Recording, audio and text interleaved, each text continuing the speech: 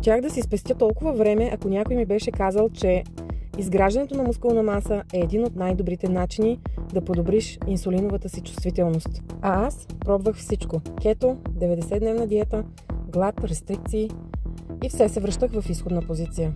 Инсулиновата резистентност не се оправя само с малко въглехидрати. Качеството на храната е по-важно от количеството. Не става въпрос за глад, а за балансирани хранения.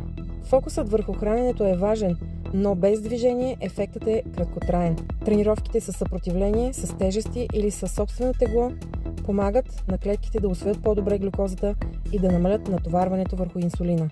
Стресът и сънят са също толкова важни, колкото храната и движението. Постоянно напрежение и липса на почивка вдигат кортизола, а той влияе на инсулина. Ако знаех това преди 10 години, щях да започна с фитнеса още тогава.